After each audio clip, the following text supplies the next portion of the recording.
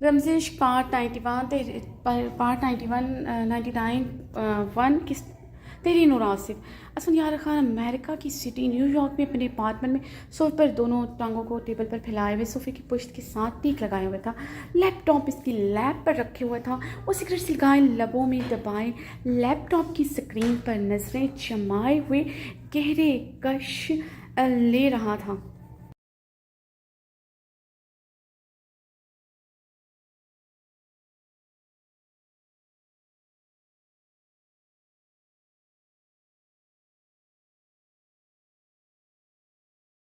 नीली आंखों की रंगत हल्की सी सुर्खी माइल थी। चेहरा सद्दोस्पार था। इस वक्त पाकिस्तान में रात के 2 बज रहे थे। न्यूयॉर्क में शाम के 4 बज रहे थे। स्क्रीन पर नजर आते मंजर को देखते असफंदियार खान की मर्दाना आना को काफ़ी सुकून मिल रहा था। वो सिगरेट के गहरे कश लेता इस नाजुक वजूद को गहरी निगाहों से देख रहा था, जो पिछले 4 घंटों से तकिए में मुँह छुपाए ज़ारों कतार रो रही थी। उसकी गुलाबी लबों की जंबिश से बखूबी वो अंदाज़ा लगा सकता था वो लब किसको पुकार रहे हैं।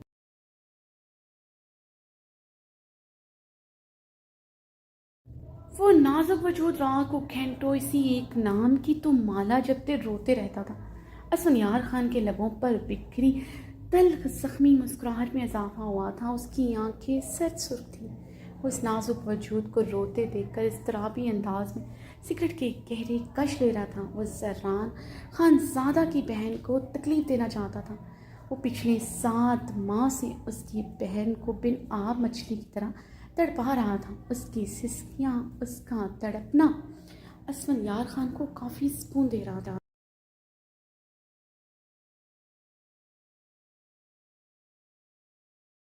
जब उसके कमरे में उसकी तस्वीर को चूमते बेतहाशा रोती तो असफंदियार खान की खुरदरी उंगलियां स्क्रीन पर थरथराती रहती थी। जानता था वो उसकी मोहब्बत में दीवानी है और ये 7 माह उसे बाखूबी एहसास दिला चुकी थी। उसकी मोहब्बत में शदीद पागल है। उसका कमरा आबिर खान के लिए मातम कदा बन चुका था। इन 7 माह में उसने पल पल आबिर पर नज़र रखी थी। आबिर खान को तड़पते देखकर असफंदियार खान के बदले की आग को काफ़ी ठंडक पहुंच रही थी। वो पास रहकर असफंदियार खान को कभी तकलीफ नहीं दे सकता था, मगर दूर रहकर वो इसे दर्द के इंतहा पर तड़पते देखना चाहता था, ताकि जरान खानजादा भी इसी तकलीफ से गुजरे जिस तकलीफ से वो गुजर रहा था। असफंदियार खान ने तल्खी से मुस्कुराते लैपटॉप की स्क्रीन को देखा, जहाँ नाजुक वजूद पूरी तरह हचकोले भरा था। असफंदियार खान ने इस्तेज़ाइया मुस्कुराते हुए लैपटॉप को बंद किया था। वो सिगरेट की गहरी कश लेते आंखें मोड़ गया था। नज़रों के सामने वो दुल्हन बनी नजर आई थी। मैरून पिठानी फ्रॉक पहने हुए थे, माथा पट्टी लगाए, रेड लिपस्टिक लगाए, अपने सुनहरी सिल्की बाल सिल्की बालों का ढीला सा साइड जोड़ा बनाए हुए थे। हेजल ग्रे आंखों में काजल की बारीक तह लगाए हुए थे, वही काजल जो कभी उसकी हेजल ग्रे आंखों में अच्छा नहीं लगा था। अपनी आंखों को सच्चाई कहाँ गंवारा था। वो गहरी सरमई आंखें वैसे ही उसे पागल करती थी, और उस रात भी उसकी सरमई आंखों में काजल अच्छा नहीं लगा था। और सिगरेट के गहरे कश लेते आंखें मौदे हुए था कि उसके लफ्ज़ समायतों में गूंजते उसे बेचैन कर चुके थे। असफंदियार खान आबिर खान अब कभी आपके लिए ख़ुद को नहीं सजाएगी। अपने दिल से आज और अभी में हर जज्बा निकाल कर फेंक दूंगी,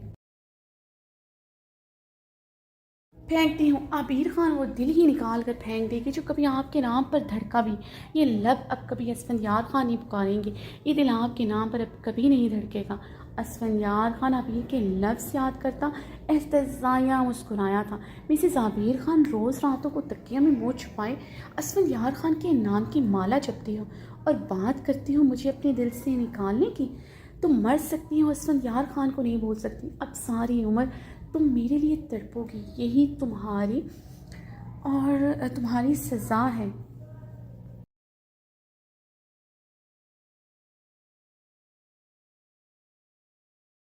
असफयार खान ने आंखें मूंदे अपने अनाबी लबों से रोज़ के लफ्ज़ दोहराए थे। नज़रों के सामने उसका तो आदशा रूप आया था। असफयार खान आंखें खोलते बेचैनी से सीधा हुआ था।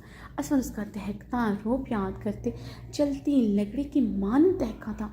मैं असफयार खान हूँ, अपने दुश्मन की आंखों में देखते उनकी आंखें निकाल लेने वाला। अपने रब के अलावा मैं किसी से नहीं डरता। दोस्तों के लिए अपने खून का आखिरी कतरा बहा सकता हूँ, मगर दुश्मनों के लिए मैं कहर हूँ। कैसे भूल गया ये ज़रान खानज़ादा। वो टेबल पर हाथ मारते हलक के बल दहाड़ा। कैसे भूल गई तुम ज़रान खानज़ादा मेरी फितरत को। कैसे भूल गई मैं तुमसे अपना बदला नहीं लूँगा। मेरे भाई मेरे बाबरे को बेरहमी से मौत दी, मेरी दोस्ती तक को फरामोश कर बैठे। असफंयार खान के लहजे की तपश पड़ी थी। तुम्हारी चलती सांसें मेरी अमानत हैं। जिस दिन तुम्हारी सांसें छीनने की मुझ में हिम्मत आ गई, उस दिन तुम्हारी बहन की सज़ा ख़त्म हो जाएगी। असफंयार खान टेबल पर मुक्का मारते गर्राया था।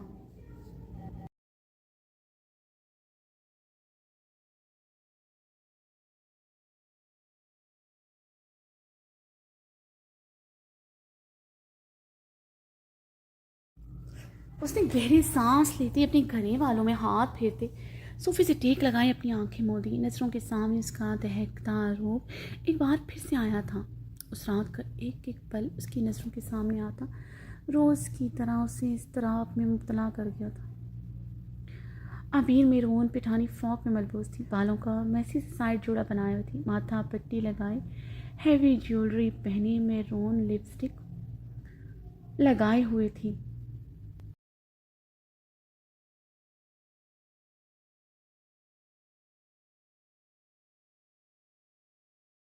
अभी ने अपना कमरा देखा जो खूबसूरत कैंडल से जगमगा रहा था। रेड गुलाब के फूलों से उसने अपना कमरा सजाया था। आबिर मिरर में देखते सुर गुलाब हुई थी, नजरें खुद ब खुद झुकी थी, दिल कानों में बज रहा था। वो ये सब कुछ कर तो बैठी थी, मगर अब मुसलसल लब काटते सुर गुलाब हो रही थी। नज़रों के सामने असफंयार खान का वाइल्ड मैन रूप आ रहा था, जो उस दिन उसने गेस्ट हाउस में दिखाया था। वो इतना जुनूनी और बेबाक होगा आबिर खान सोच भी नहीं सकती थी, मगर उस दिन असफंयार खान ने अपना कहा सच कर दिखाया था। बेबाकी की इंतहा करते उसे आंखें बंद नहीं करने दी थी। सारी रात अपनी बेबाक शिद्दतों से उसे सताते उसे अपनी बाहों में रखा था, मगर एक पल के लिए उसे नजरें झुकाने नहीं दी थी। आबिर दहकता शोला बनी हुई थी। ऐसी तपश उसके गाल छोड़ रही थी, वो वही जानती थी। मकई के दाने की तरह भुट्टी में जलते उसके गाल तपश छोड़ रहे थे। अभी मिरर में देखते एक बार फिर से सुर गुलाब हुई थी। फ्रॉक का गला काफ़ी गहरा था। मर्द को औरत के जिस्म की चाह ना हो और कभी औरत के इतने नखरे ना उठाए। अगर मर्द के औरत के जिस्म की तलब है,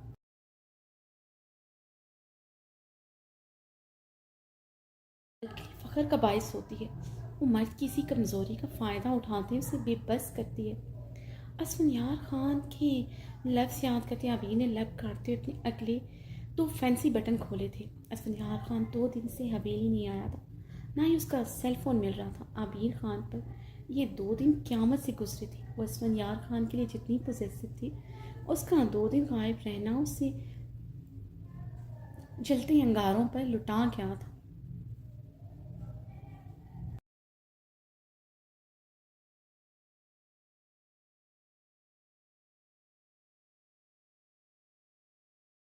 असफ़र अली खान आज जब से आया था, उन्हीं की रोज़ीना खाने में कमरे में था। उसे देखते भी असफ़र ने कोई रिएक्शन नहीं दिया था। असफ़र का सर सपाट रवैया देखते उसका मासूम दिल लरज रहा था। आबिर को कुछ समझ नहीं आया तो वह असफ़र यार खान के लिए तैयार हुई थी। उसकी बेरुखी उस नहीं सह सकती थी। जानती थी असफ़र उसे इस रूप में देखकर पागल हो जाएगा। वो जानती थी असफन उसे इस रूप में देखते पागल हो जाएगा। गेस्ट हाउस और वहाँ से आने के बाद असफन यार खान की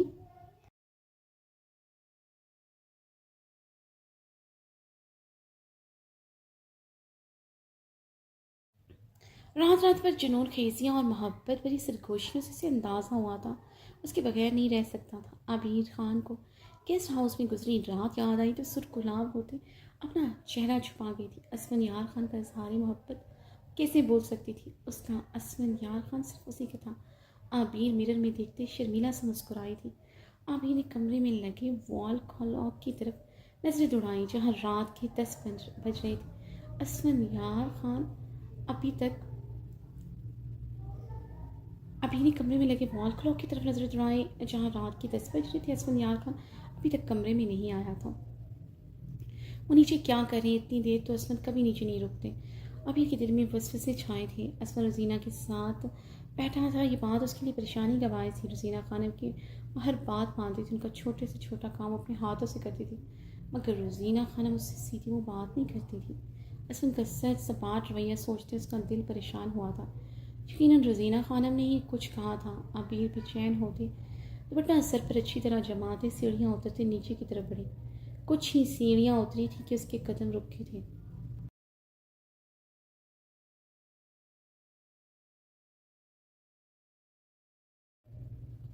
नीचे का मंजर देखकर उसका नाजुक वजूद पूरी तरह लड़खड़ाया था।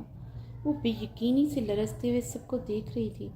ये क्या कह रहे हो तुम असफंदियार? समीउल्लाह खान गरजे थे। मैं बिल्कुल ठीक कह रहा हूँ दाजी, मैंने आबिर से निकाह सिर्फ ज़रान से बदला लेने के लिए किया था।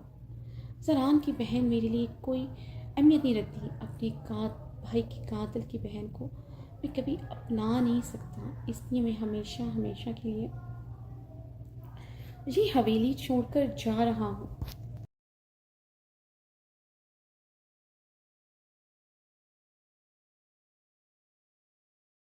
मैं हमेशा हमेशा के लिए अमेरिका जा रहा हूँ। फनियार खान की बात पर लाउंज में खड़े जरान और दुरेद खान ने मुट्ठियाँ दबोची थी। अमीना खानम ने टहलते हुए दिल पर हाथ रखा था। रजीना खानम के लबों पर जहरीली मुस्कुराहट बिखरी थी, मगर वो खुद पर काबू पाए खड़ी थी। अपने दिल का जहर वो लबों पर नहीं लाना चाहती थी। बहारे की खातिर वो आज सबके सामने अपने अंदर का जहर जाहिर नहीं कर सकती थी। वो चाहती थी बस फनियार खान कर रहा था। बहारे की कंडीशन से उन्हें अंदाज़ा हो गया था कि बहारे उम्मीद से कन्फर्म करना अभी बाकी था, मगर उनकी तजर्बाकार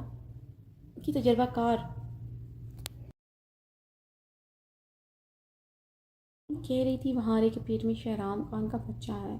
अब उन्हें बहारे की तरफ से कोई डर नहीं था। शहराम अब कभी बहारे को नहीं छोड़ सकता। जो अपनी बीवी से इतनी मोहब्बत करे, अपने बच्चे से कितनी मोहब्बत करेगा। उन्हें पूरा यकीन था शहराम अपने होने वाले बच्चे की माँ को कभी तकलीफ़ नहीं देगा। इतना तो वो शहराम खानज़ादा को जानती थी। वो हवेली के मर्दों जैसा नहीं था, और अब वो अबीर को असफन की ज़िंदगी में मज़ीद नहीं रहने देना चाहती थी।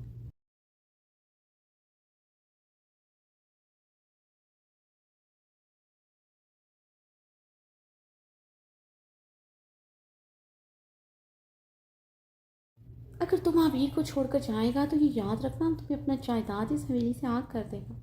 तुम पलट कर यहाँ कभी वापस नहीं आ सकेगा। समी अल्लाह ने गरजते हुए अपना फैसला सुनाया। मुझे आपसे कुछ नहीं चाहिए दादी, और जहाँ तक बात है पलटने की, अब मैं कभी वापस नहीं आऊँगा, कभी नहीं। असफन जरान की तरफ देखते सफाकी से मुस्कुराया था। जरान असफन के अंदाज में मबहम सा जवाबन इस्तेज़ाया मुस्कुराते हुए असफन के मुकाबिल आया।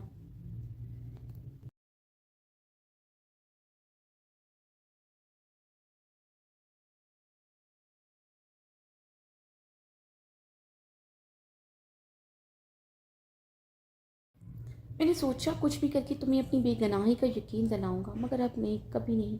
मेरी बहन इतनी आरसा नहीं जो तुम जैसे कमजोर इंसान के साथ रही। सरान असफन की नीली आंखों में आंखें गाड़ी के ग्लव्स चबाते बोला। सरान, तुम मेरे पीछे आओगे, जल्द आओगे, मेरे पैरों पर गिर कर गिड़गिड़ा कर माफ़ी मांगोगे। अपनी बहन की तड़प नहीं देख सकोगे तुम। तब तुम्हें एहसास होगा मुझ पर क्या गुजर रही है। एक दोस्त के हाथों धोखा खाकर मुझ पर क्या गुजर रही है। अपने छोटे भाई को गोलियों से जलनी देखकर मुझ पर क्या गुजरी थी।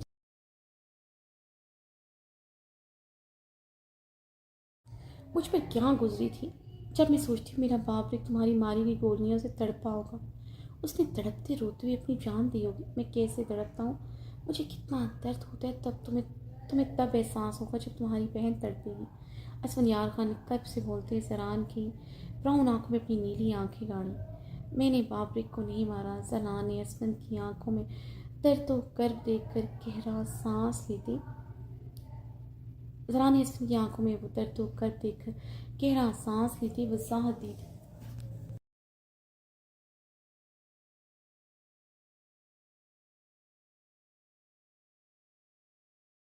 अपनी बेगुनाही का कोई सबूत नहीं था, और असफंयार खान की आंखों में कर देख कर वो खुद अजियत के इंतहा पर चल रहा था। असफंयार खान को खोकर वो खुद कहाँ खुश था।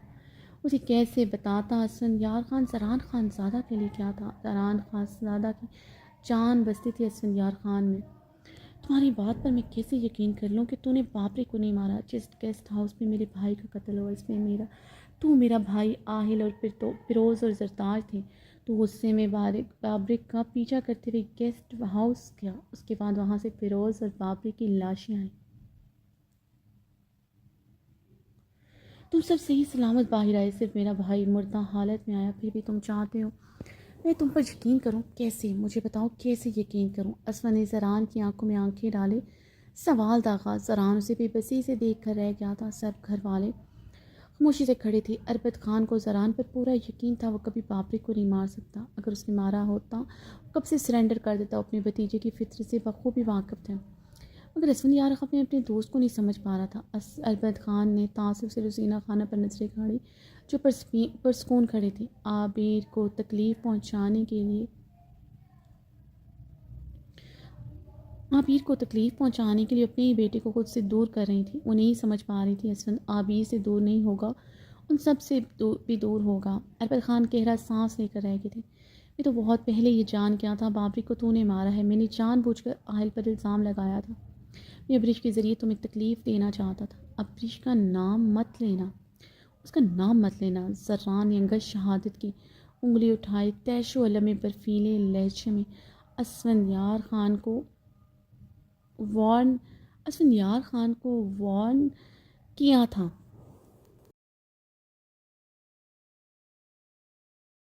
का नाम भी किसी के लफ्ज़ों से ज़रान खानज़ादा को गवारा नहीं था। अभी भी अब्रिश का नाम सुनते उसकी दिमाग की रगें भड़क उठी थी। जिस दिन से अब्रिश का तुझसे निकाह हुआ उसी दिन से वो सिर्फ मेरे लिए मेरी दोस्त की इज्जत थी, बल्कि उस दिन से नहीं जिस दिन पता चला कि वो तेरी मंगेतर तेरी मोहब्बत है। असफंयार खान की निगाहें तेरी इज्जत के सामने झुक गई थी। तुझसे बदला लेने के लिए मैंने जिंदगी में सब कुछ किया। अब्रिश को लेकर झूठ बोला।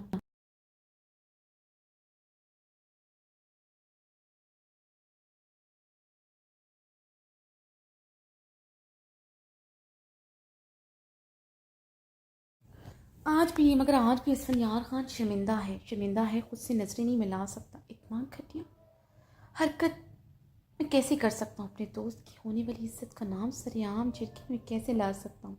असफंयार खान कर्ब से बोलते अपने बाल मुट्ठियों में जकड़ा गया था। जरा ने बेचैनी से हल्की सी अपनी हल्की गनीवेट पर हाथ फेरा। वो जानता था उसका असफंद ऐसा ही कुछ महसूस कर रहा होगा, मगर फिर भी अब्रिश का नाम तक किसी के लबों से गवारा नहीं था। फिर चाहे असफंयार खान ही क्यों ना हो।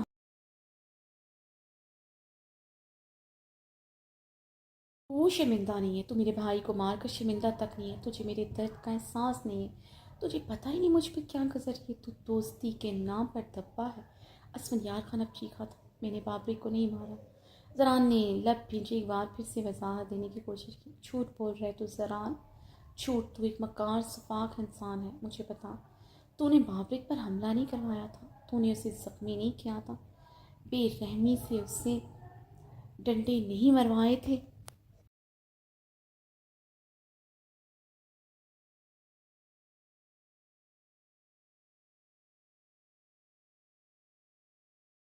कारखानी ज़रान को देखते सर लहजे में इस्तफसार के यहाँ किया था हमला।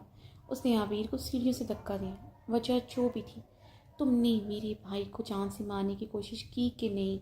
असफन सर लहजे में ज़रान की बात पूरे होने से पहले काट गया। की थी, ज़रान ने स्मार्ट लहजे में कबूल किया।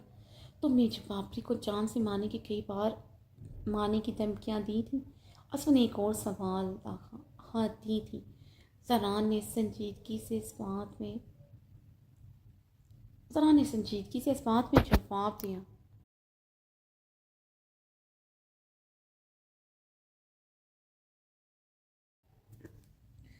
तूने बाबरी की मौत के बाद शहराम से ये कहा कि नहीं कि बाबरी की मौत आबिर के लिए खुशी लाई है? बाबरी का अगर जिंदा रहता आबिर सूली पर लटके रहती। असफन के सवाल पर जरान खामोश हो गया था। असफन ने उसकी ये बात सुनी है, उसे बिल्कुल बात का अंदाज़ा नहीं था। सब घर वालों ने जरान को अब सवालिया निगाहों से देखा था। सारे शकूक व शुबहात जरान की जवाब तरफ जा रही थी। कहा था कि नहीं? असफन ने जरान की खामोशी पर चीखते हुए अपना सवाल दोहराया।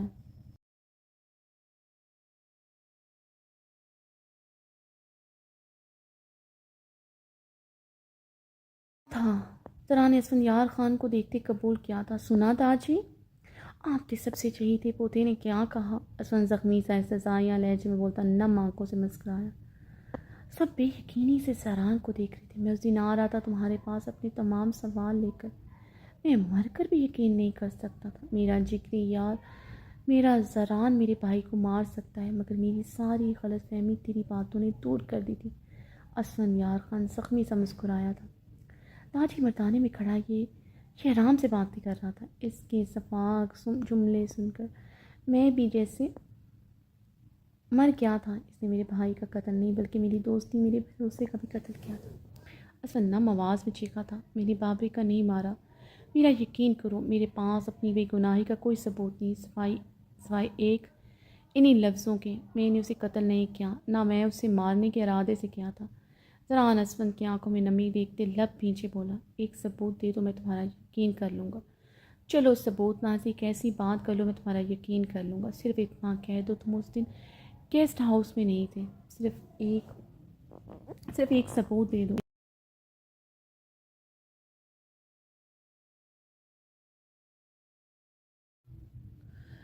दे दो मुझे। असफ़ ने सर्द अंदाज में वजाहत तलब की। मेरे पास मेरी बेगुनाही का सबूत नहीं है, मगर मैंने उसे नहीं मारा। वाहिल और जरताज को मारना चाहता था, इन्हें बचाते हुए तुमने मेरे भाई की कुर्बानी दे दी। तुमने सोचा इस तरह तुम बाबरी को मार कर आबिर को बचा लोगे, मगर क्या हुआ? तुम्हारे जुर्म की सज़ा तुम्हारी बहन भुगतेगी अब सारी उम्र। अफसोस तुम उसे बचा ना सके, बल्कि तुमने उसकी ज़िंदगी सही मानों में सूली पर लटका दी।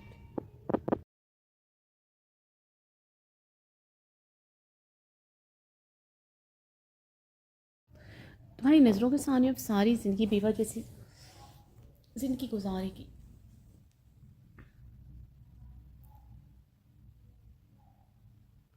शोर के होते हुए बेवा जैसी ज़िंदगी गुजारेगी। ऐसा सफाकी से बोलते जरान का लहू उसी लम्हे गरमा गया था।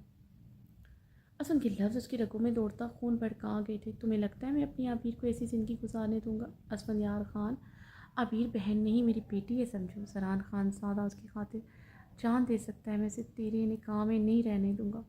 तो इस हवेली से कदम निकालने से पहले तलाक दे जाएगा। जरान दहाड़ा था। अमीना खान, अब्दुल खान, अरबत खान, समीउल्लाह खान परेशानी से सबको देखते। वो लोग किसका साथ दें किसका नहीं समझ आ रहा था। दुरैत खान, अरबत खान, समीउल्लाह आबिर और असफन की तलाक किसी सूरत नहीं चाहते थे। हवेली में 2 तलाक़ें बहुत थी जो आज तक कोई नहीं भूला था। अगर तूने एक और लफ्ज़ का मैं तेरी जान ले लूँगा। असफन यार खान इतनी ज़ोर से गरजा था कि हवेली के दरो दीवार गरज उठे रहे, लरस उठे रहे। कभी नहीं छोड़ूंगा उसे। वो इस हवेली में असफन यार खान की मिल्कियत बन करेगी, सिर्फ मेरी होकर। तुमने जो करना है कर लो।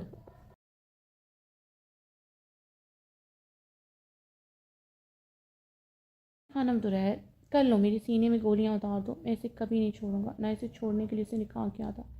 मैं अपनी बीवी मैं बेटे असफन गैसो कस्म से बोलती। सराहन के जबड़े पर पूरी कुव्वत से मक्का मारा था असफन यार खान ने। मैं अपनी बहन को तुझ जैसे इंसान की मिल्कियत में रहने नहीं दूंगा। तुझे हर हाल में आज उसे तलाक देनी पड़ेगी। जरान अपने होंठ से निकला खून अंगूठे से साफ करते जवाबी कार्रवाई करने के लिए आगे बढ़ा ही था कि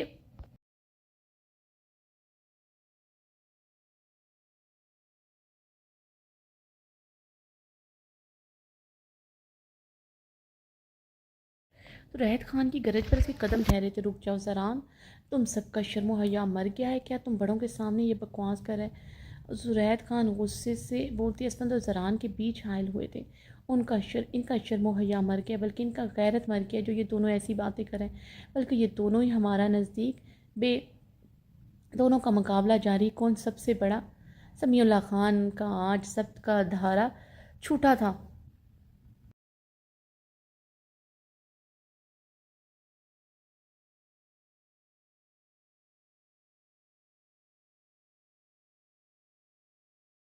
भड़क उठे थे। असफंद और ज़रान के आए रोज़ के मुकाबलाबाजी समीउल्लाह खान का पारा हाई हुआ। ज़रान, तुम असफंद को तलाक देने का कह रहा है, क्या तुमने अबरिश को तलाक दे दिया? समीउल्लाह खान ने ज़रान के मुकाबले आते सवाल किया। दाजी कैसी बातें करिए, बीवी है वो मेरी। ज़रान का चेहरा समीउल्लाह के बात पर सुर्ख हुआ था। वो लाठी के सहारे अपने कपकपाते वजूद को संभाले हुए थे। उनका सर उनका सुर्ख चेहरा इस बात का गवाह था, उनका बीपी हाई है।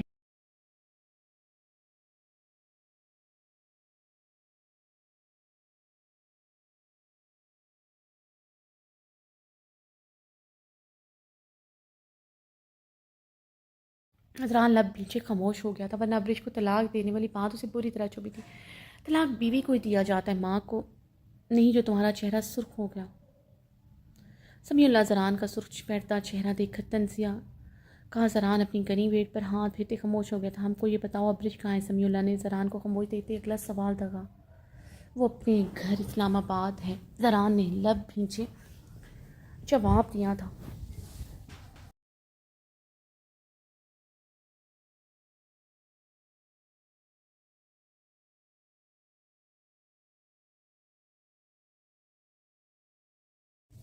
वो इस्लामाबाद नहीं, वो अमेरिका चला गया। समीउल्लाह खान ज़रान के झूठ पर भड़कते हुए बोले। समीउल्लाह की बात पर ज़रान की आंखें जब से सुर्ख हुई थी। वो अमेरिका चली गई है, ये बात समीउल्लाह को कैसे पता चली? वो नहीं जानता था। ज़रान खामोश हो गया था। अब्रिश और इसके बीच क्या हुआ किसी को नहीं बताना चाहता। वो बेज़ात खान का सच किसी को नहीं बताना चाहता। अब्रिश अमेरिका चली गई। रखिया खानम ने तहरीर ज़दा होते ज़रान को देखा था। ज़रान ने अब्रिश को कैसे जाने दिया, वो हैरान हुई थी।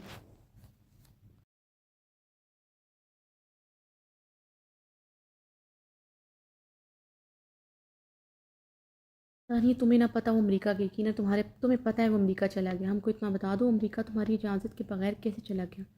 जिस लड़की को तुम कमरे से बाहर नहीं निकलना देता था, वो 7 समुंदर पार चला गया, तुम आराम से खड़ा है। ये कैसा गैरत है तुम सबका? मेरा मिल्कियत मिल्कियत का रट लगाए फिरता है तुम सब। ये कैसा गैरत, ये कैसा मिल्कियत है तुम आजकल का खून का? मर्द औरत का मिल्कियत तब बनता है जब औरत को अपने पास रखता है, उसका हिफाजत करता है। वो अमेरिका चली गई, तुम्हें इसका खबर नहीं?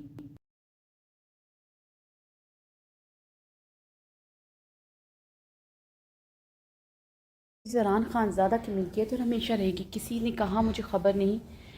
किसने कहा मुझे खबर नहीं? इज़्ज़त है मेरी, मैं इस मामले में कभी भी खबर नहीं रह सकता। मेरे और अब्रिश के मामले में दूर रहेगा। ज़रान ने संजीदगी से कहा। फिर तुम असफन के मामले से दूर रहो। अगर कोई तुमसे तुम्हारा बीवी के बारे में सवाल करने का हक़ नहीं रखता, तो तुम असफन से सवाल जवाब तलब करने का हक़ नहीं रखता। समीउल्लाह खान ने ज़रान को घूरते गुस्से से लफ्ज़ चबाए थे।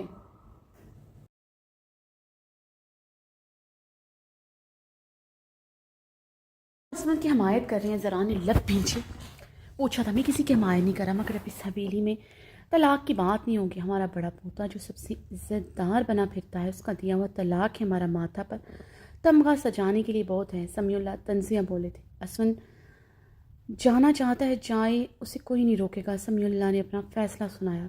असफन तुम जाओ यहाँ से, अब हम भी तुम्हारा इस हवेली में शक्ल नहीं देखना चाहता। मज़ीद तमाशा ज़रूर करने की ज़रूरत नहीं। अपना बैग उठाओ और जाओ यहाँ से।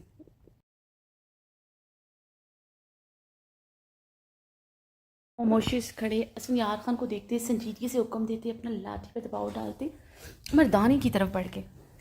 एक बात याद रखना यार खान, हम भी नहीं चाहता हमारे बेटी का तलाक हो, मगर जिस दिन हमारा बेटी ने फ़ैसला कर दिया तुम्हारा साथ नहीं रहना चाहता, कसम खुदा की हम अपना बेटी के लिए इस ख़ानदान की रस्मों से लड़ जाएगा, यहाँ तक कि अपना बाबा के सामने खड़ा हो जाएगा। तुमने हमारा बेटी को बहुत आरजा समझा है, हम ये बात कभी नहीं बोलेगा। दुराद खान सर लहजे में बोलते, सुख चेहरे के साथ गुस्से से वहाँ से वॉकआउट कर गए थे।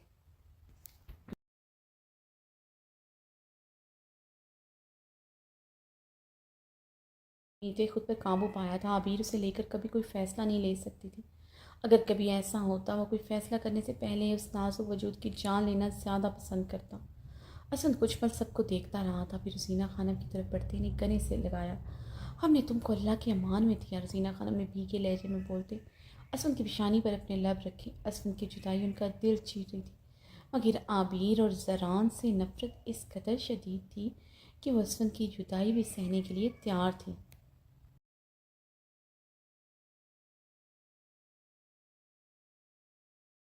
असद रजीना खानम की हथेलियाँ चूमता सुर्ख आंखों से अरबत की तरफ बढ़ा। रुक जाऊँ उधर ही। अरबत खान ने हाथ के इशारे से रोका था। हमारे लिए हमारे बाबरिक बेटी की तरह तुम भी मर के आया से। आबीन मेरे लिए बहारे की तरह है। तुमने उससे बदला की खातिर शादी किया। हम ये सोच भी नहीं सकता तुम ऐसा कर सकता है। अरबत असफंद खान पर तासुब भरी निगाह डालते वहाँ से चले गए थे।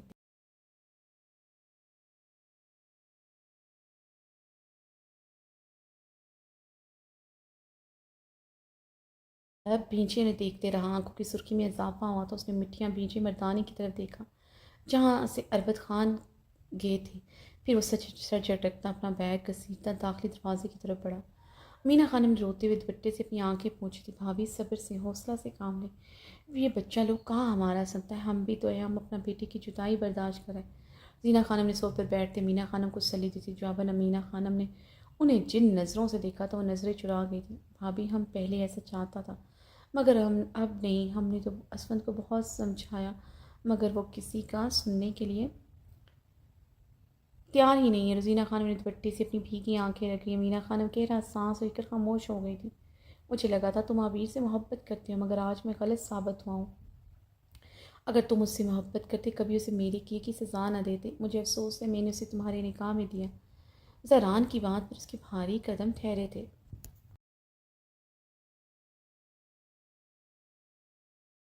आबिर से मैंने कभी मोहब्बत नहीं की, ना कभी करने का इरादा है।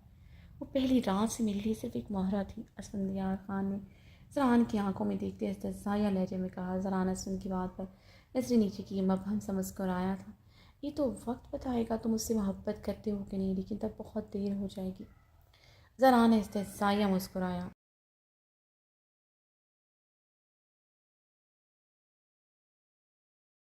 मारने का मुझ में हौसला आ जाएगा और तेरी बहन की सज़ा भी उसी दिन ख़त्म। तेरी चलती सांसें तेरी बहन की सज़ा है, ये बात हमेशा याद रखना। असफन ने ज़रान को गुस्से से घूरते हुए असफन आँखें से कहा।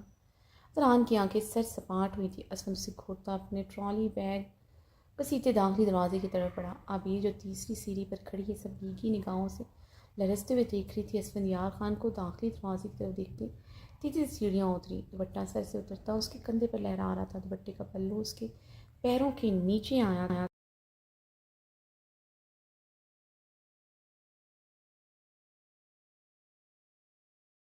लड़ाई थी वो मुँह के बल ज़मीन पर गिरी। उसके लबों से दिलसोज चीख बरामद हुई थी। असफंदियार खान के भारी कदम ठहरे थे। मजबूत मर्दाना हाथों की मुठ्ठियाँ बीची थी मगर वो पलटा नहीं था। अबीर की चीख पर ज़रान तेज़ी से उसकी तरफ बढ़ा। ज़रान ने आगे बढ़ते से जल्दी से उठाया तो ज़रान कर्ब से अपना निचला लब दांतों तले पेवस्त कर गया था। अबीर के माथे पर चोट आई थी। चूड़ियाँ टल कलाई में टूट गई थी। बुरी तरह लरस रही थी। आंखों से मोती टूट कर बरस रहे थे और उसे इतना तैयार देखकर ज़रान खानज़ादा तड़प कर मरने वाला हो गया था।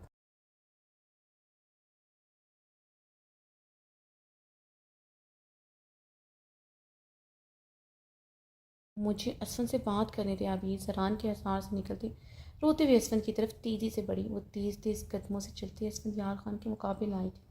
असफन उसे देखते नजरें चुरा गया था। मैरून ड्रेस में दुल्हन की तरह तैयार थी। दुपट्टा एक शाने पर लहरा रहा था। मैरून लिपस्टिक लगाए उसके होंठ पूरी तरह कपकपा रहे थे। माथे पर चोट का निशान बुरी तरह लरस रही थी। असफन ने दूसरी नज़र उस पर डाली तो रंग इश्तियाल के मानद सुर्ख हुआ था। उसका गला काफ़ी गहरा था। असफन की सर्द इश्तियाल भरी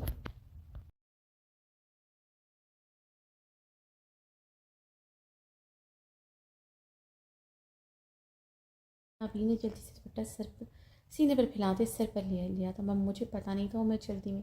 अभी ने यार की सर सुर्ख आंखों में देखते कपकपाते लबों से वजाहत थी। अब वो दुपट्टा सर पर फैलाए रोते हुए यार खान को शिकवा किना निगाहों से देख रही थी। असफन उसकी हैजल ग्रे काजल लगी आंखों को देख रहा था। आज भी उसकी आंखों में आंखें डाले खड़ी थी।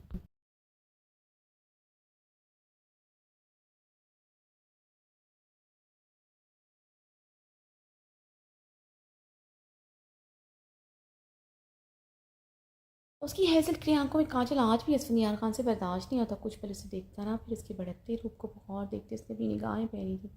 बिना उससे कुछ भी कहे दाखिली दरवाजे की तरफ बढ़े इससे पहला वो मज़ीद आगे बढ़ता। आबिर का कपकपाता हाथ असफियार खान के बाजू पर आ ठहरा था। कब मुझे छोड़कर जा रही हैं आप, ये कैसे कर सकते हैं असफंद, आपने कब मुझसे मोहब्बत नहीं करते। उस दिन गेस्ट हाउस में क्या कहा था मुझसे। अभी ने असफंद के करीब होते लरसते लबों से काफ़ी आहिस्ती से सवाल किया था। असफंद की नाराज़गी के खौफ से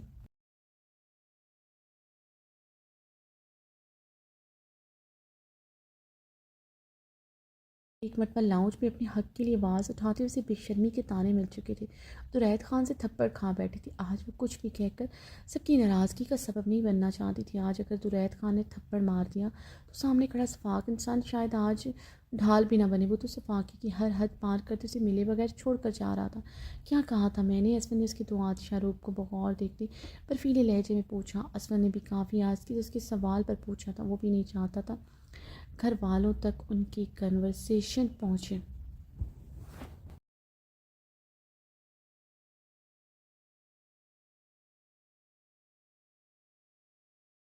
नहीं करना चाहता मगर उसे इस कमरे पे भी नहीं लेकर जा सकता। उसका दो आँख रूप देखते हुए कमरे में बहक सकता था।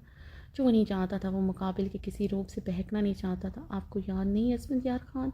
अभी शिद्दत गम से बुरी तरह रो दी थी। उसका नाजुक वजूद हचकोलों की नज़र हुआ था और रोते हुए असफंद यार खान की नीली आंखों में आंखें डाली करती। न नहीं याद होता। अगर याद होता तो मुझे छोड़कर कभी ना चाहती। आप ही ने टूटे लफ्ज़ों से लफ्ज़ अदा करते अपने सीने पर दुपट्टा अच्छी तरह फैलाया था। गला वाकई में गहरा था। अगले दो बटन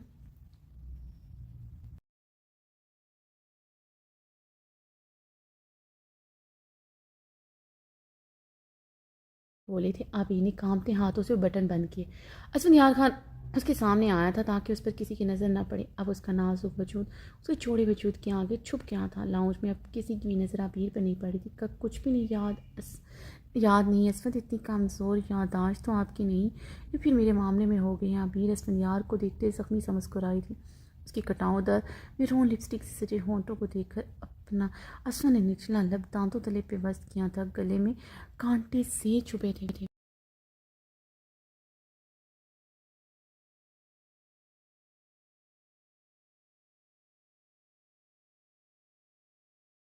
साथ बताया और एक लम्हा याद नहीं तो अपने बोले गए लफ्ज़ क्या याद होंगे?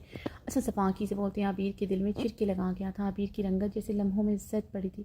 बदन में शदीद लज्जाहट हुई थी। वो आबिर को ऐसी तकलीफ देना चाहता था कि ज़रान आबिर को देखते तड़प कर रह जाए और वही हुआ। आबिर तड़पती उसकी शर्ट मुट्ठियों में जकड़ गई थी वरना वो शायद गिर जाती। अमीना खानम सोफे पर बैठी रो रही थी मगर आबिर की तरफ देखने की हिम्मत उन्हें भी नहीं थी। रुजीना खानम कहरबार निगाहों से आबिर को घूर रही थी। आबिर जिस तरह तैयार भड़कता शोला बनी थी उनके बेटे के कदम हिला सकता था।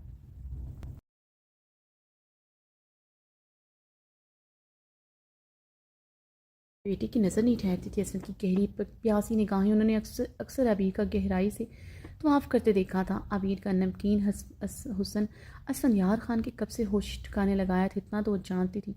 ज़रान सर सपाट निगाहों से असफंद और आबिर को देख रहा था। वो आबिर की तरफ नहीं बढ़ा था। वो चाहता था आबिर असफंद यार खान की जुदाई कबूल करे उससे बात करे ताकि वो कल को उसे कोई पछतावा ना हो कि वो असफंद को रोकती तो शायद वो रुक जाता। वो इन दोनों के बीच नहीं आना चाहता ना अख्तियार रखता था मगर आबिर की हालत उसका दिल चीर रही थी। वो रुक बोलते पुट्ठियाँ बेच गया। वो मज़ीद इसे ऐसे रोते कुल्लाते नहीं देख सकता था।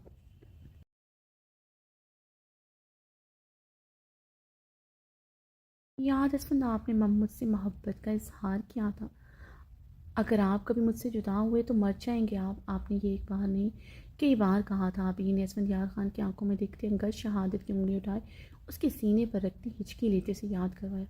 झूठ बोला था मैंने तुम्हारे जज्बात के साथ खेला था मैंने। मैं गेस्ट हाउस में वही असफंद यार खान था जो हमारे निकाह की पहली रात को था। सिर्फ लफ्ज़ों का हेर फेर किया था मैंने।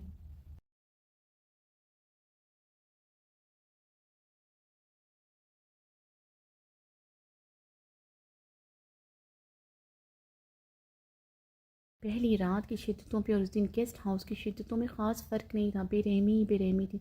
तुम ही नहीं समझ पाई। उसे पास उसे जकड़े अपने करीब करते सरगोशी ना आवाज़ में उसके कान में फंकारा। आबिर की रंगत शदीद सुर्ख पड़ी थी। उसके बदन की लड़साहट में इजाफा हुआ था। क्यों किया? क्यों मेरे जिस्मों के साथ खेला? मम मैंने तो आपको आपकी सफाकियत समेत कबूल कर लिया था। आप मम मुझसे कहते रहे आप मुझे छोड़कर जाएंगे। मैं जानती थी आप मुझे छोड़कर जाएंगे। आप ऐसे ही मुझे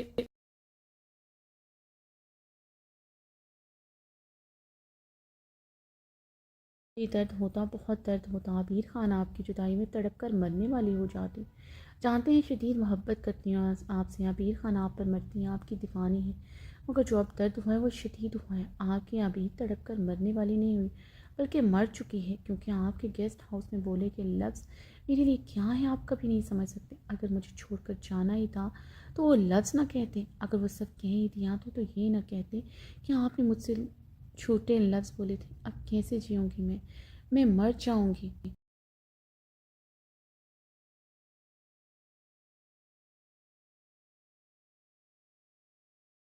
की शट मुट्ठियों में जकड़ी शिद्दत से तड़पते रोते हुए हिचकियों से टूटे लफ्ज़ों से बोली, जितना तड़पोगे उतना ही तुम्हारा भाई तड़पेगा। तब तुम दोनों बहन भाइयों को मेरी तकलीफ़ का एहसास होगा। मैं कैसे तड़प रहा हूँ तुम मुझे बताओ। क्या चाहती हूँ मैं अपने भाई की मौत बुलाकर तुम्हारे आगे पीछे फिरूँ, तुम्हें खुश रखूँ? अगर ऐसा चाहती हो तो ठीक है, मैं करने को तैयार हूँ। अपने लाला को बोलो वो सरेंडर कर दे मेरे आगे, ख़ुद को शूट कर डाले। वैसा कर सकता है, ठीक है, मैं तुम्हें अपना लेता हूँ। यकीन करो मैं तुमसे बहुत मोहब्बत करूँगा। जो अल्फाज गेस्ट हाउस में बोले बोले वो दिन में 1000 बार बोलूँगा। असफंद उसकी तरफ देखते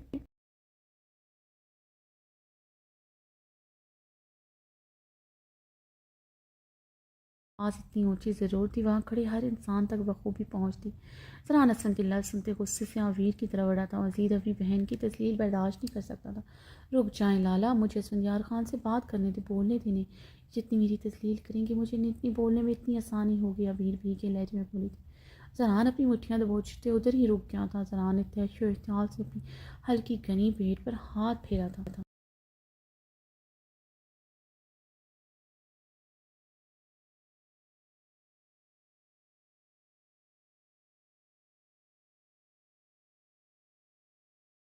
बोल डालें, जितना ज़हर है वो निकाल कर जाइएगा। आपका बोला कि हर लफ्ज़ मुझे आपसे दूर ले जाएगा। अभी ने उसकी आंखों में देखते भीगे मगर स्मार्ट लहजे में कहा। मगर अब की बार उसकी आवाज़ लरस नहीं रही थी। उसकी आंखों में डाले अपनी कपकपाते वजूद पर काबू पाए खड़ी थी, बिना मुकाबिल का सहारा लिए। अब उसे मुकाबिल की सहारे की ज़रूरत ना थी। असफन के बोले के लफ्ज़ उसकी रूह पर तमाचे की तरह लगे थे। वो इंसान नहीं जानता था गेस्ट हाउस में बोले गए लफ्ज़ जैसे उसके लिए बेइंतहा करीब लिए थे, आज बोले गए लफ्ज़ उसे सदियों के फासले पर ले गए थे।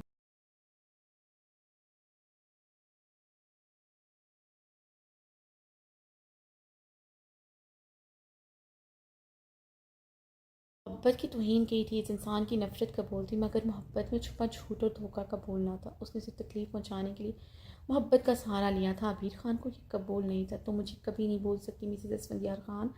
जो लड़की मेरे ज़रा से नज़दीक आने पर हर बार पिघल जाती थी, जो मेरी नफ़रत के इजहार के बावजूद हर बार मुझे खुद को सौंपती रही, जिस लड़की के नज़दीक अपनी अना अपनी इज़्ज़त नफ्स से इसकी मोहब्बत हो, जो लड़की मेरी बेरहम शिद्दतें सहते कभी लबों से आ ना निकाले, बल्कि मेरे सीने में छुपे छुपे खुद को मेरे हवाले ऐसा करे कि जैसे वो खिलौना हो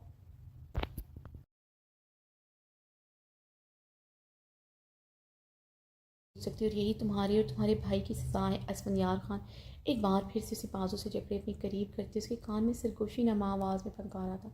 आबिर उसकी बातों पर कर्ब से आंखें मीच गई थी। उसे अंदाज़ा हुआ था मोहब्बत में अपनी इज़्ज़त नफ्स को कभी नहीं गिराना चाहिए, चाहे मुकाबिल उसका मजाजी खुदा ही क्यों ना। असफन ने उसकी मंद आंखों से मोती गिरते देखकर इस्तेसाया अंदाज मुस्कुराते से छोड़ता। आबिर लड़खड़ाते हुए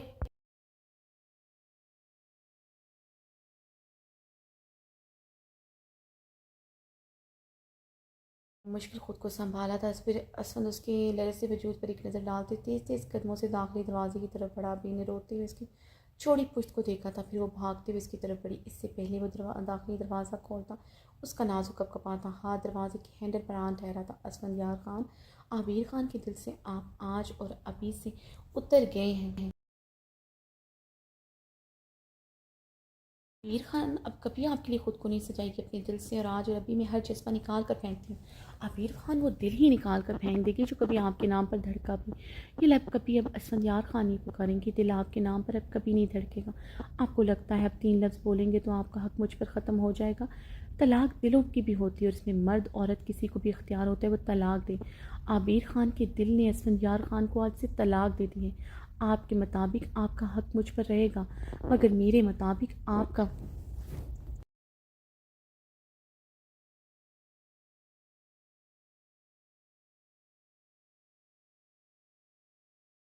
एक लगाया। इसवंत की नीली आंखों में देखते लरजते लबों से बोल रही थी। आबिर की बात पर इसफंदियार खान का रंग शदीद सुर्ख पड़ा था। वो सामने खड़ी लड़की पर कभी अपना हक ख़त्म करने का सोच भी नहीं सकता था। वो हक ख़त्म करने की बात कर रही थी।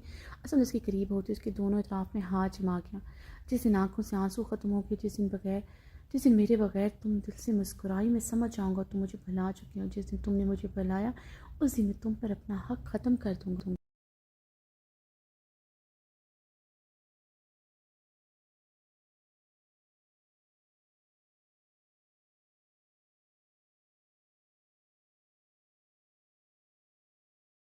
तक नहीं होगा, तुम पर ता क़यामत मेरा हक रहेगा तुम्हारे दिल पर। दिल में सिर्फ असफंदियार खान रहेगा। असफंद के लरजते लबों पर फूंक मारते सफाकी से मुस्कुराते हुए बोला, ऐसी बात है? अभी ने असफंदियार खान की आंखों में देखते हिचकी ली थी। ये देखिए, मेरी आंखों में आंसू भी नहीं और मैं मुस्कुरा भी रही हूँ। अभी अपनी आंखें अपनी हथेलियों से बेदर्दी से रगड़ते मुस्कुराते हुए बोले। वो मुस्कुराते हुए असफंदियार खान की आंखों में देख रही थी।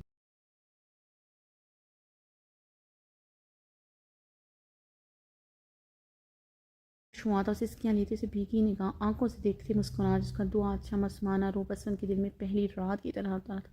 ये तहत होता इतना शफाफ हुस्न उसने कहीं नहीं देखा था। नामुकाबिल जैसा इंसान, जिसका हर रूप हर अंदाज अलग था। वो सच में हवेली रहने वाली लड़की नहीं लगती थी।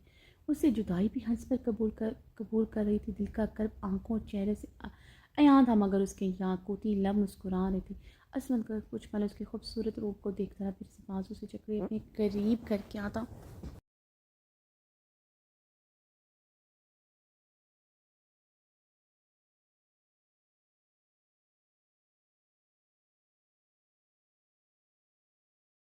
आए उस दिन असमत यार खान अपना हक तुम पर ख़त्म कर देगा। आसमीन असमत उसकी लबों लरजते लबों और उसकी आंखों में ठहरी शबनम को गौर देखते बोला, अगर ऐसा हो गया तो अपने वादे पर कायम रहेंगे? आप ही ने हिचकी लेते मुस्कुराते उसकी आंखों में देखते सवाल किया। असमत यार खान अपने वादों से कभी नहीं मुकरता, चाहे तो आसमां का देख लेना। उसे एक झटके से छोड़ता दरवाज़ा खोलता निकल गया था। आबिर खान का पूरा वजूद हिचकियों की नज़र हुआ था। वो दरवाजे में समाये तड़पते हुए फूट फूट कर रो दी थी। उसकी दिलसोज चीखें सुनते ज़रान खानज़ादा उसकी तरफ तड़पते हुए बढ़ा था। मीना खानम गहरे सांस लेते सोफे पर बैठ गए।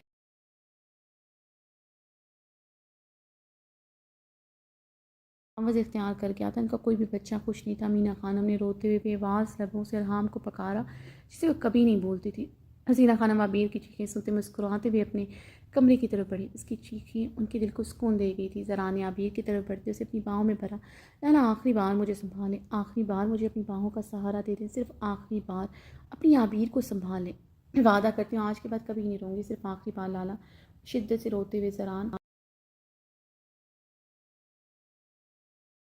ये पर सर रख के उसकी शर्ट मुट्ठियों में जकड़े हुई थी। ज़रान उसके सर पर अपना हाथ रख के अपने आंसू पर बमुश्किल काबू पाए हुए था। के साथ अपनी हवेली दाखिल हुआ था। हवेली के जन्नान खाना में विजिटिंग एरिया में हाकिम खान, रुकिया खानम ओज़गुल बैठे थे। रुकिया खानम का बीपी शूट करके था, जो काफ़ी स्टेबल था, मगर इनकी तबीयत पूरी तरह ठीक नहीं थी। ओज़गुल भी मजबूरन रुकिया खानम के पास बैठी थी। हैदर खान के डर से सिटिंग एरिया में मौजूद थी। रुकिया खानम के मामले में ओज़गुल को बिल्कुल छूट नहीं थी। ना हैदर खान रुकिया खानम के मामले में ओज़गुल से नरमी बरतता था।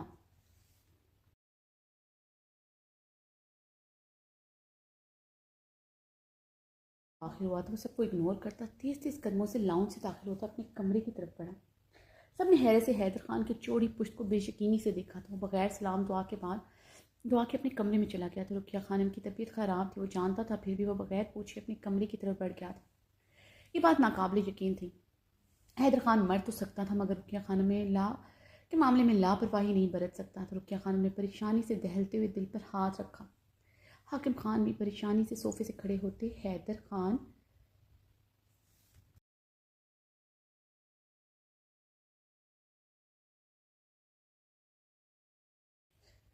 खान के ये अंदाज उतारना थे, मगर हाकिम खान उसका तैशो इश्तियाल से पड़ता चेहरा देख चुके थे।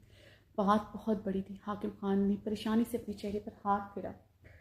कमरे से आती आवाज़ों पर सब परेशानी से सोफे से खड़े होते हैदर खान के कमरे की तरफ बढ़े थे।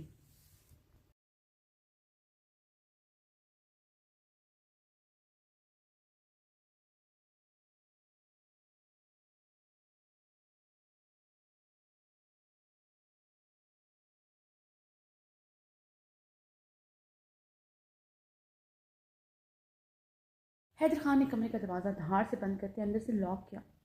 इस वक्त किसी का चेहरा नहीं देखना चाहता था। हैदर खान ने कमरे में मौजूद टेबल उठाते पूरी कोस से दीवार पर दे मारा था। गुस्सा इश्तियाल कर था कि बढ़ता जा रहा था। आंखों के आगे से वो मंजर हट ही नहीं रहा था, जब उसकी फरिश्ते ने किसी गैर मर्द की कलाई पकड़ी थी। उसके बच्चे किसी गैर मर्द के बाजू में थे। हैदर अपनी बाल मुट्ठियों में जकड़े शिद्दत गम से हैदर खान अपने बाल मुट्ठियों में जकड़े शिद्दत गम से चीखा था।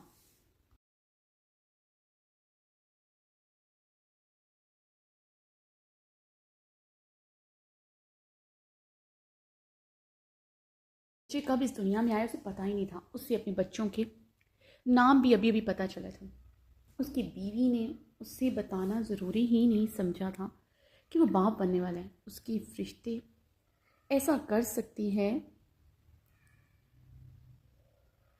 उसकी फरिश्ते ऐसा कर सकती है, उसे यकीन नहीं आ रहा था। 7 महीनों से वो अजाब की कैफियत से गुजर रहा था। इस खुशखबरी के लिए उसने एक लम्हा इंतज़ार किया था। हर महीने उसने एक आस लगाई थी। ऐसे अल्लाह ने यह नेमत कब दी उसे खबर ही ना सकी। अपनी बीवी के पेट में अपने बच्चों का वजूद महसूस ही नहीं कर सकता। वो उस टाइम उसका ख्याल नहीं रख सका जब उसे सबकी सबसे ज़्यादा ज़रूरत थी। खान कद के इंतहा पर था। हैदर खान ने चीखते हुए अपने आनी हाथ का मुक्का बना दीवार में दे मारा। खान का मुझ पर और मेरे बच्चों पर कोई हक नहीं। मेरे बच्चे मुझे खान से लेकर 2 तरफ से ही। हैदर ने अब साई टेबल पर बड़ा लैंप उठाकर पूरी कुव्वत से दीवार पर मारा था। फरिश्ते ऐसे कभी इससे कह सकती है, सोच भी नहीं सकता। अपनी फरिश्ते पर उसे किसी की नज़र न गवारा ना थी। और वो यूं सबके सामने और वो यूं खुले चेहरे के साथ शादी में शिरकत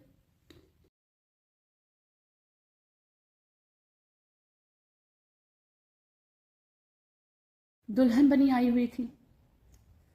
वो कैसे उसकी गैर मौजूदगी में इतना सिंगार कर सकती है, कैसे इतना तैयार होकर शादी में आई। अगर आ गई थी तो कैसे खुले मुंह के साथ बाहर आ गए। और वो दरख्त से ही कौन था जिसे वो इतनी मान से पुकार रही थी। उसके सामने वो कैसे अपना चेहरा खोल सकती। हैदर खान ये सब सोचते जैसे पागल हो रहा था। फरिश्ते का 7 माह उसने पता नहीं किया, क्योंकि हैदर खान को पूरा यकीन था फरिश्ते हवेली से उसकी इजाज़त के बगैर कंधा भी नहीं निकालेगी। 4 माह उसकी फरिश्ते ने उसके साथ गुजारे थे। नजरें उठाकर बात नहीं कर सकती थी उससे। सुर गुलाब होते आंखें मीच लेती उसकी फरिश्ते शर्मो हया का पैकर थी। रातों को लंबे सजदे करते देखता, लबों पर हर वक्त दरूद होता था। हर लम्हा वो उस पर फूंके मारती थी। उसकी फरिश्ते कैसे किसी के सामने चेहरा खोल सकती, कैसे किसी की कलाई पड़ सकती। हैदर खान ने चीखते हुए कमरे में रखा बड़ा सा वाज उठाकर ज़मीन पर दे मारा था। अपनी फरिश्ते को लेकर पोजेसिव था, मगर उसे लेकर इतना जुनूनी से आज अंदाज़ा हुआ था। हैदर खान ने आगे बढ़ते ड्रेसिंग टेबल पर रखते तमाम परफ्यूम, बॉडी स्प्रे और स्कूल का तमाम मेकअप का सामान एक ही जस्ट में ज़मीन बोस किया था।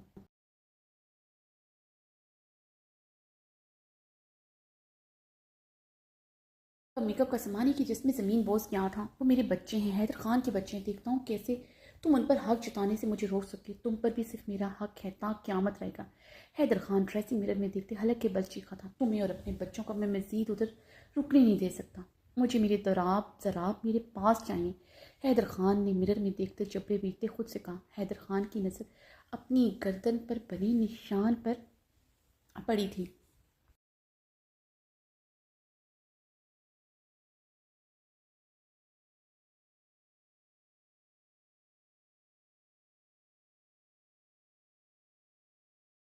फ़राब का लम्स याद आया था। उसकी गर्दन पर बना निशान याद करते हैदर खान की आंखें नम हुई थी। ज़राब को तो उसने छू कर भी नहीं देखा था।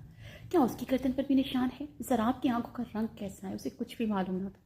हैदर खान अपने ज़राब को सीने से लगाने के लिए तड़प रहा था। हैदर खान ने गहरी सांस लेते मिरर में देखा। उसकी फरिश्ते ने उससे बच्चों की खबर छुपाई, वो भी बेयकीनी की कैफियत में। कैसे कर सकती तुम खानम ऐसा?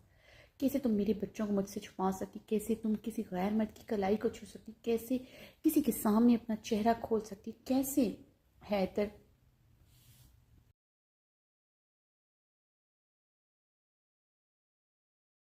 दे मारा था। शीशा तड़कता उसके हाथ को जख्मी कर गया। शीशा तड़कता उसके हाथ को जख्मी कर गया था। वो गहरे सांस लेता मिरर में देख रहा था। उसका मिरर में देख रहा था। उसका सीना देखती आग बना था। अपने बीची अपने बीवी, अपने बच्चे, अपने बीवी उसे हर हाल में अपने पास चाहिए थी। अपने बच्चे अपनी बीवी से हर हाल में अपने पास चाहिए। तुमने मेरे बच्चों को मुझसे छुपाया। हाकिम खान हैदर नाम है मेरा। तुम तुम्हें इस का हिसाब देना पड़ेगा। तुमने किसी गैर मर्द की कलाई छुई। क्योंकि किसी गैर मर्द के सामने अपना चेहरा यहाँ किया। वो फिर से एक हाथ से अपना ज़ख्मी हाथ का मुक्का बनाए टेबल पर मारते अगर राया था। वो कुछ पल सुर्ख आंखों से कमरे के बंद दरवाजे को देखता रहा। दूसरे ही पल वॉशरूम का दरवाज़ा धाड़ से खोलता अंदर दाखिल हुआ था।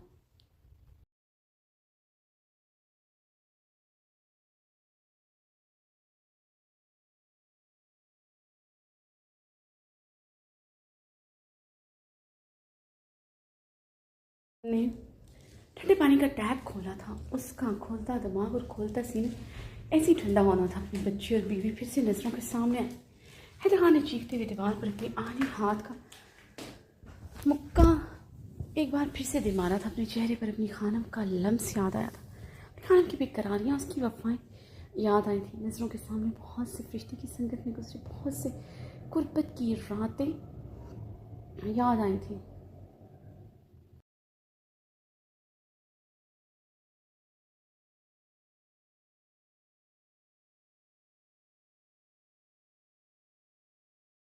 अंदर दाखिल हुआ तो फरिश्ते बेड पर बैठी रो रही थी। हैदर खान को देखते बेड से उठती खड़ी हुई अपना सफ़ेद दुपट्टा सर पर जमाया था। अस्सलाम वालेकुम खान। फरिश्ते ने हैदर खान की सर सुर नज़रें देखते नज़रें झुकाए कहा, किस चीज़ का शोक मना रही हो? सुबह से तुम कमरे से बाहर नहीं निकली। जानती हो ना मोरे आज ही अस्पताल से डिस्चार्ज हुई। इन्हें देखभाल की कितनी ज़रूरत है। हैदर खान ने फरिश्ते को कहर बार निगाहों से घूरते क़स्मनाकी से कहा।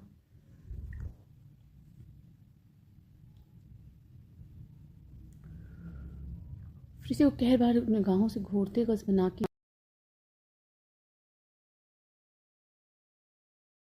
करारे हम यहाँ नहीं थे तो किचन की हालत अबतर थी। किसी मुलाजमा से भी मोरे ने कोई काम नहीं करवाया। ना हौसकुल ने 2 दिन किचन के बर्तन धोए हैं। 4 घंटे लगे मुझे बर्तन धोते हुए। मैंने मोरे के लिए यखनी तैयार कर दी थी, खाना भी तैयार कर दिया है। खाना भी तैयार कर दिया, सिर्फ रोटियां बनाना रह गई। मैं अभी बना देती हूँ। मेरे पहलू में बहुत दर्द हो रहा है।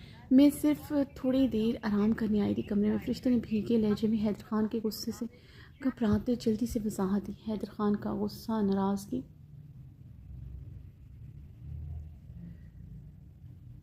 उसकी जान ले रही थी। अब तो बिल्कुल भी हैदर खान की नाराज़गी बर्दाश्त नहीं कर सकती थी। वो उसको से शादी करे था अपनी किसी गलती कोताही से। वो हैदर खान को खुद से दूर नहीं कर सकती। फरिश्ते मैं सब समझ रहा हूँ। तो मेरे सामने कामों का रोना क्यों रो रही हो? तुम्हारी तबीयत भी अचानक क्यों ख़राब हो गई? मैं उसको से शादी कर रहा हूँ इसलिए तुम ये सब ड्रामा कर रही हो। कमरे में छुप कर शोक मना रही हूँ। मगर एक बात याद रखना, मुझे हवेली में किसी किस्म का तमाशा नहीं चाहिए।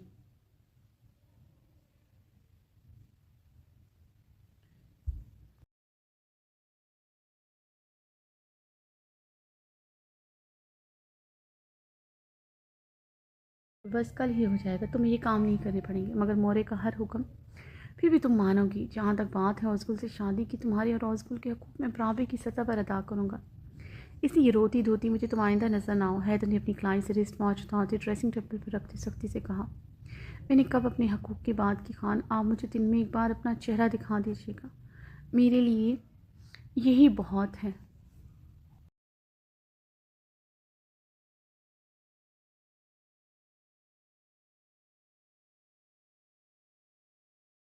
बस ये हक मुझसे मत छीनिएगा, फरिश्ते ने भराई आवाज़ में कहा। फरिश्ते की बात पर हैदर ने लब भींचे से देखा था। वह नज़रें झुकाई हुई थी, सफ़ेद कलर के लिबास में मलबूस थी जो मुलज्जा सा हुआ था, रंग शदीद गुलाबी।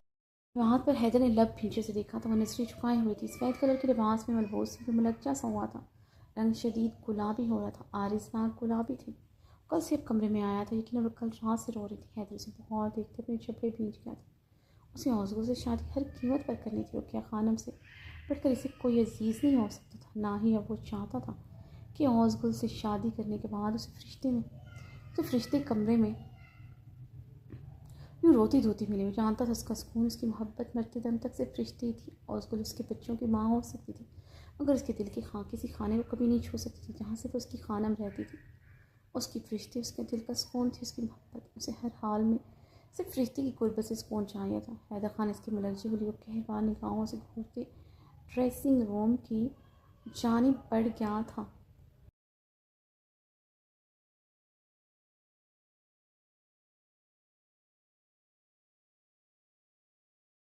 बाहर आया तो फरिश्ते वैसे ही बेड के पास खड़ी थी, आंखों से अभी भी आंसू बह रहे थे। हैदर खान से इग्नोर किए बेड की तरफ बढ़ती तकिया क्राउन के साथ लगाए नींद राज हुआ था। हमेशा की तरफ फरिश्ते ने आगे बढ़ते हैदर की टांगों पर कंबल दिया तो उसकी टांगों के करीब बेड पर बैठते अपने नाजुक हाथों से उसकी टांगें दबाने लगी। हैदर खान ने सुकून से अपनी आंखें मोड़ी। उसके हाथों की नरमाहटें उसे अंदर तक सुकून दे गई थी। उसके हाथों की नरमाहटें फरिश्ते को अंदर तक सुकून दे गई थी।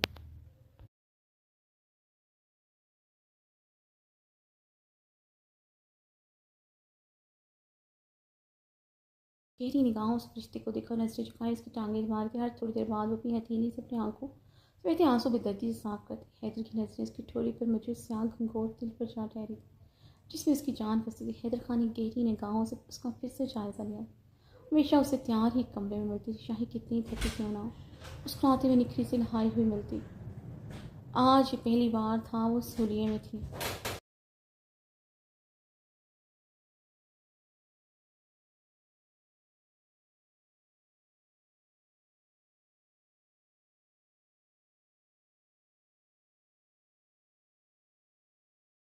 मेरा सांस ले तो वो भी बहुत गर्व से गुजरा था। बच्चे की ख्वाहिश दिल में मौजूद होने के बावजूद वो अजगुल से शादी नहीं करना चाहता था, मगर रुकिया खानम की ज़िंदगी के लिए वो सब करने पर मजबूर था। इस वक्त शदीद थकान और जहनी कर्ब में उतरा था। हैदर खान ने हाथ बढ़ाकर फरिश्ते को कलाई से पकड़ते अपनी तरफ खींचा। उसकी कुशादा सीने का हिस्सा बन गई। हैदर खान ने उसे नरमी से अपने सीने में भींचा था।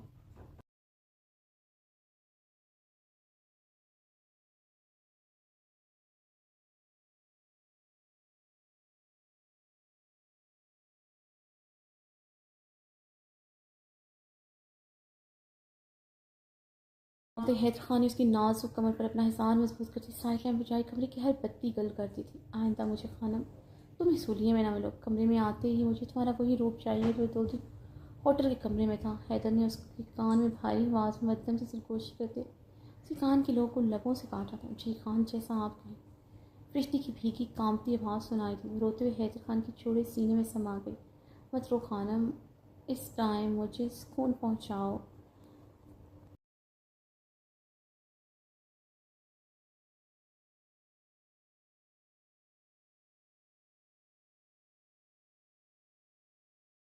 ज़रूरत है। हैदर खान की आवाज़ गंभीर हुई थी। वो फरिश्ते की शर्ट की जिप खोलता, उसकी शर्ट कंधों से नीचे खिसका चुका था।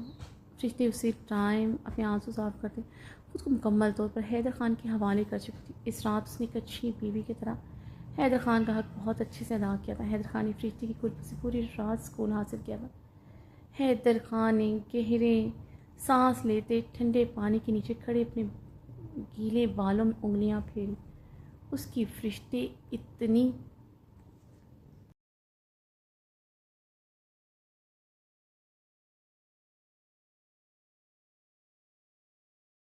मोहब्बत करने वाली, इतनी वफादार ख़यानत कैसे उसके बच्चों को छुपा सकती। हैदर खान ने एक बार फिर से पूरी कुव्वत से मुक्का दीवार पर दे मारा था। आ सकती हैदर खान ने एक बार फिर से पूरी कुव्वत से मुक्का दीवार पर दे मारा था। बाहर इमरजेंसी वार्ड में अपने पेशेंट को चेक करी। इस पर ब्लैक कलर की गहरे चुंटों वाले फ्रॉक में मलबूस थी। उस पर ब्लैक ही बहुत बड़ी चादर ली हुई थी। बाहर इमरजेंसी वार्ड में अपने पेशेंट को चेक करी। इस पर ब्लैक कलर के गहरे चुंटे वालों फ्रॉक में मलबूस थी। इस पर ब्लैक की बहुत बड़ी चादर ली।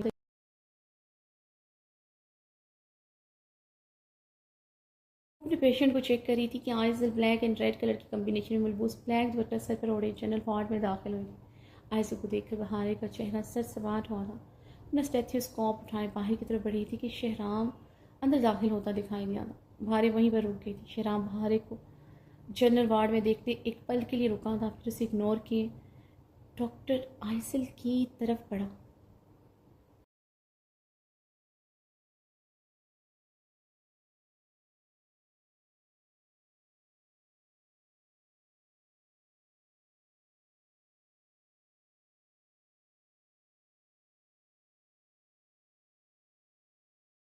डॉक्टर आइज़ल, आप यहाँ क्या कर रही हैं? आपको मेल जनरल वार्ड में मैंने आपको बुलाया था। शहराम ने डॉक्टर आइज़ल को देखते अपनी पेंट की पॉकेट में हाथ डालते सर लहजे में कहा। मैं इधर ही आ रही थी, मुझे इधर एक मरीज़ को इमरजेंसी में चेक करना था। डॉक्टर आइज़ल ने वजाहत दी थी। आपका काम ख़त्म हो गया है तो चलें मेरे साथ। शहराम ने संजीदगी से कहा तो डॉक्टर आइज़ल उसकी हम कदम हुई थी। भारी नम निगाहों से शहराम को देखते उसके वजूद को यकसन नज़रअंदाज किया था। इन 7 महीनों में शहराम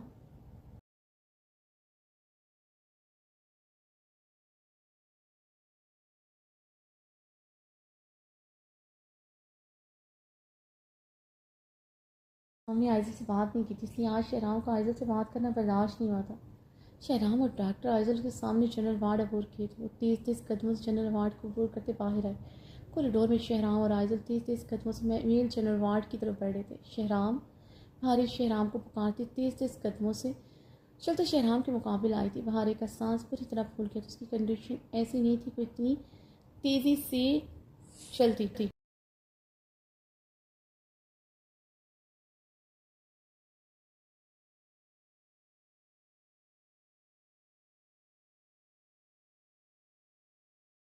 सामने आयज़ल से बात नहीं की। हाँ बोलो भारे। शहराम ने इसके सख्त चेहरे और फूलती सांसों को बगौर देखते संजीदगी से कहा। भारी की तेज़ होती सांसें देखते उसने बमुश्किल अपने गुस्से पर काबू पाया। उसके पीछे क्यों आई थी वो समझ गया था। पूरी कोशिश करता उसके सामने डॉक्टर आयज़ल से काम की बात भी ना करे। आज एक इमरजेंसी थी, ज़रूरी था डॉक्टर आयज़ल से बात करना। भारी की इतनी इनसिक्योरिटी से कभी कभी गुस्सा दिलाती थी। वो अपनी इनसिक्योरिटी से उसके बच्चे को तकलीफ थी वो बर्दाश्त नहीं कर सकता था। मुझे हवेली जाना है, मेरी तबीयत कुछ ठीक नहीं है।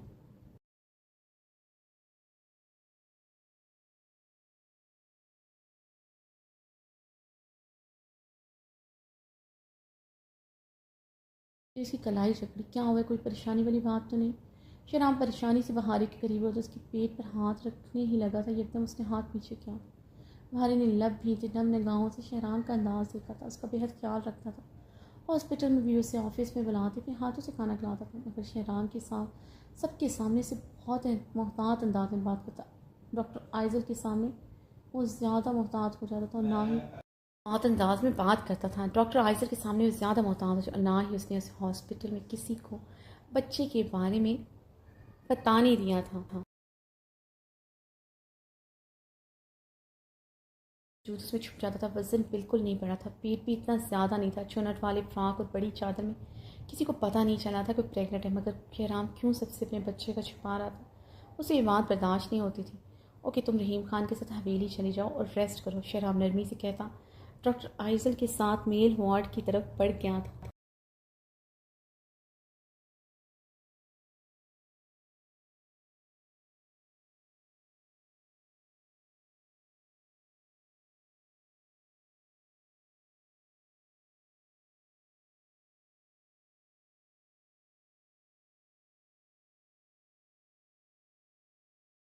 रूम में स्मार्ट अंदाज में बैठे हुए मुश्किल खुद पर काबे पाई हुई थी। वो शहराम के बगैर हवेली नहीं गई थी, ना वो कभी चाहती। जब तक डॉक्टर आइजल इधर मुझे तो शहराम को एक पल के लिए अकेला नहीं छोड़ सकती। शहराम के करीब डॉक्टर आइजल का साया भी बर्दाश्त नहीं होता था। इन 7 माह में डॉक्टर आइजल और शहराम को बहुत कम बात करते देखा था। वो दोनों एक दूसरे की तरफ देखते भी नहीं थे, लेकिन बहारी के लिए ये बात ज़्यादा तकलीफ दे थी।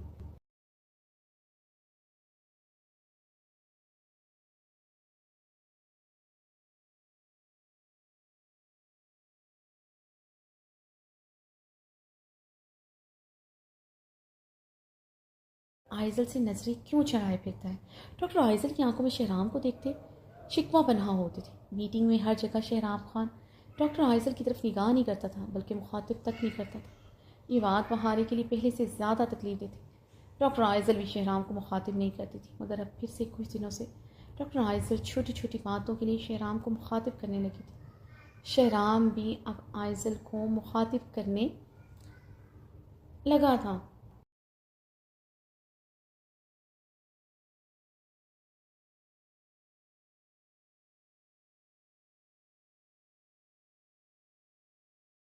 शहराम आयसर की आंखों में आंखें डाल के बातें बहारी को ये आयसर की आंखों में आंखें डालकर बातें करने लगा था। बहारी को ये बात भी तकलीफ देने लगी थी, क्यों उसे समझ नहीं आती। पर शहराम के नज़दीक डॉक्टर आयसर का वजूद गवारा नहीं था। और शहराम से मोहब्बत करती है, ये हॉस्पिटल का बच्चा बच्चा जानता था। ऐसे में बहारी के लिए बहुत तकलीफ दे था।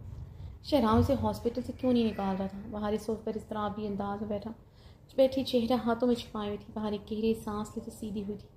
डॉक्टर आइजल स्टाफ रूम में कैसी असना में डॉक्टर आइसल स्टाफ रूम में दाखिल हुई थी।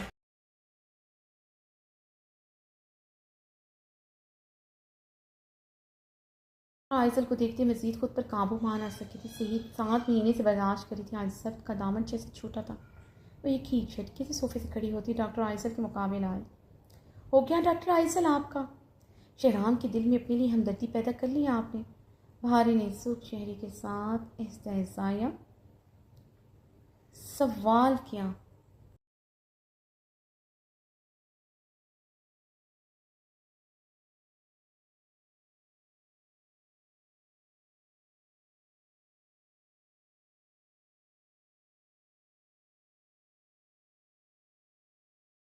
क्या मतलब आपकी बात का डॉक्टर बहारी? डॉक्टर आयसल ने लब बेंचे पूछा। मतलब ये, मेल जनरल वार्ड में दिन में ख़वातीन डॉक्टर नहीं जाती, आप रात में क्या करने गई थी?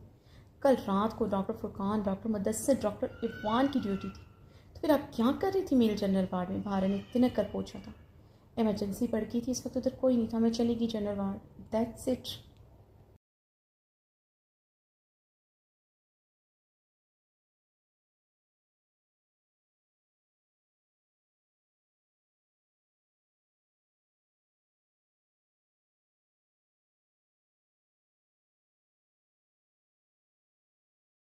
फहारी आइजल के लफ्ज़ दोहराती इस्तेज़ाई हंसी थी।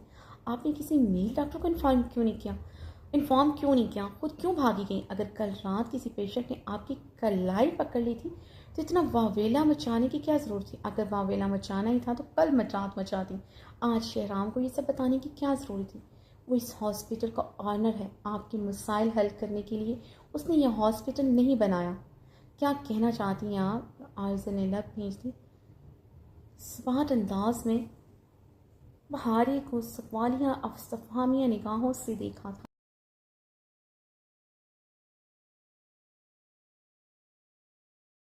अब तक यहाँ क्या कर रही हैं? जर्नी की काबिल डॉक्टर हैं, इस छोटे से गांव में क्या कर रही हैं? अगर शहराम के लिए यहाँ रुकी हैं तो आपको पता चल गया होगा वो आपका कभी नहीं हो सकता। वो सिर्फ मुझसे मोहब्बत करता है, आज से नहीं बचपन से इश्क करता है मुझसे, पागल है मेरे लिए, जुनून की हद तक चाहता है मुझे।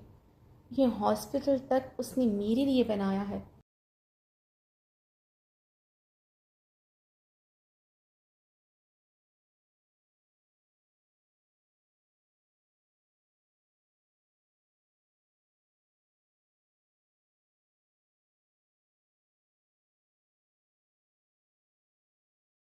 हॉस्पिटल से आपको सबके सामने निकाला भी था। डॉक्टर आइजल ने बहारे की डॉक्टर आइजल ने बहारे की बात काटते मुस्कुराते हुए कहा। बहारे की आंखें डॉक्टर आइजल की बात पर शिद्दत गिरिया से गुलाबी हूँ। अगर शहराम आपसे जुनून की हद तक मोहब्बत करता है, ये बात आप मुझे बता रही हैं, खुद को बावर कर रही हैं, करवा रही हैं। डॉक्टर आइजल तंजिया मुस्कुराई थी।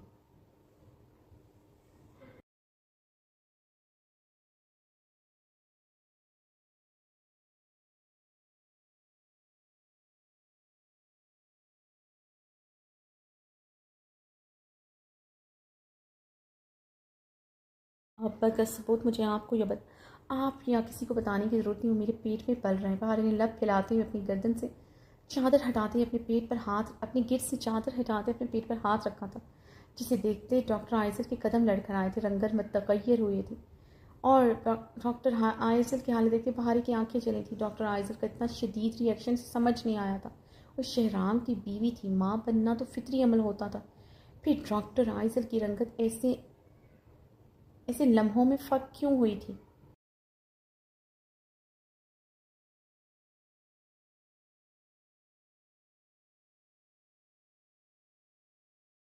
राम का पीछे छोड़ दो, मुझसे तो जान से ज़्यादा मोहब्बत इस बच्ची में इसकी सांसें बसती हैं। एक मरतबा पहले आपके पूरे हॉस्पिटल के सामने इंसल्ट हुई, आपकी तस्वीर तक न्यूज़पेपर में छपी है। इस बार इससे भी ज़्यादा आपके साथ बुरा हो सकता है। बहारे एक एक लफ्ज़ से बातें बोल रही थी। डॉक्टर आइजल भीगी निगाहों से बहारे के पेट को देखती थी, जो बगैर चादर के अभियान था। डॉक्टर आइजल पूरी तरह कपकपा रही थी। डॉक्टर आइजल की हालत देखते बहारे की आंखें गुलाबी हैं, पूरे वजूद में